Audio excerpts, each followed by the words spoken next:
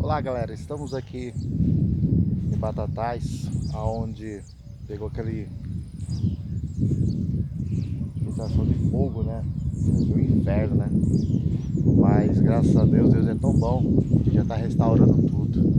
Aqui é um dos campos onde o principal pegou fogo. Atrás de mim tá tudo verdinho, olha que maravilha, ótimo, né? Mas aqui tem uns restinhos das árvores, olha essas árvores. Essas árvores aqui vai ser difícil de restaurar ela, mas Deus vai prover. Olha que gramado lindo, maravilhoso, tudo verdinho. Hoje o tempo estava fechado, não vai dar muito para fazer minha corrida, minha caminhada, mas dá para ter uma noção de hoje. Está muito gostoso aqui, tá ótimo. Olha que verde maravilhoso, que lindo, né? Coisas que não tem aí em São Paulo, que nós pensamos que São Paulo sempre vai ser o melhor lugar para se morar.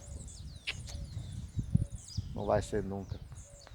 Todo mundo, todas as pessoas estão preferindo o interior, tendo paz.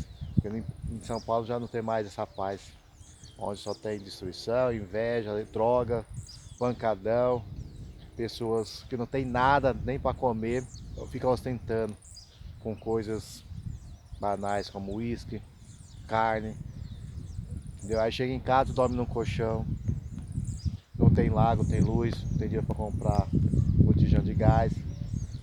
Isso aí é a verdadeira vergonha para o ser humano, né? Se Deus quiser, logo estarei aqui morando aqui.